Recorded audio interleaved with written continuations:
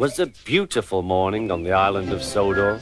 Thomas the Tank Engine's blue paint sparkled in the sunshine as he puffed happily along his branch line with Annie and Clarabel. He was feeling very pleased with himself.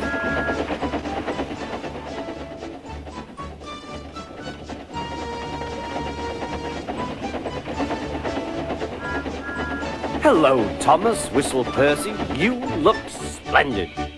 "Yes, indeed," boasted Thomas.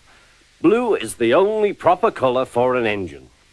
"Oh, I don't know. I like my brown paint," said Toby. "I've always been green. I wouldn't want to be any other color either," added Percy. Well, anyway, huffed Thomas, "blue is the only color for a really useful engine. Everyone knows that." Percy said no more. He just grinned at Toby. Later, Thomas was resting when Percy arrived. A large hopper was loading his trucks full of coal. Thomas was still being cheeky. "Careful," he warned. "Watch out with those silly trucks." Go on, muttered the trucks. "And by the way," went on Thomas, "those buffers don't look very safe to me." The last load poured down.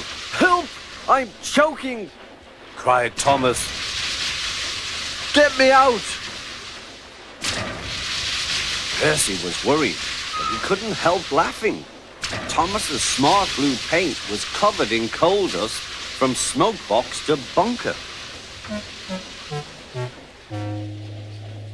"Ha ha," chuckled Percy. "You don't look really useful now, Thomas. You look really disgraceful." "I'm not disgraceful," choked Thomas. "You did that on purpose. Get me out."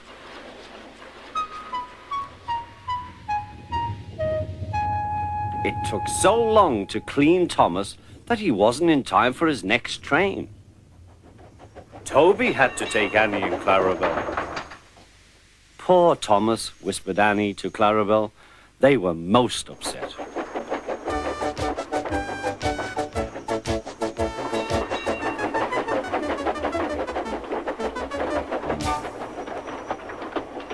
Thomas was grumpy in the shed that night.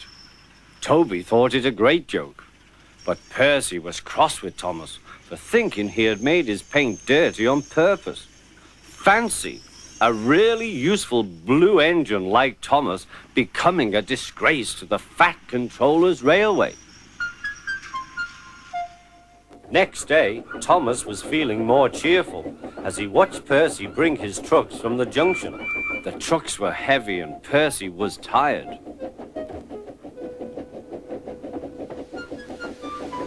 "Have a drink," said his driver, "then you'll feel better." The water column stood at the end of the siding with the unsafe buffers. Suddenly, Percy found that he couldn't stop. The buffers didn't stop him either. "Oh!" wailed Percy. "Help!" The buffers were broken and Percy was wheel-deep in coal. It was time for Thomas to leave. He had seen everything. "Now Percy has learned his lesson too," he chuckled to himself.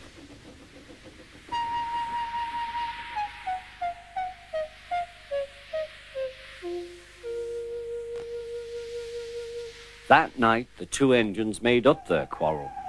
"I didn't cause your accident on purpose, Thomas," whispered Percy.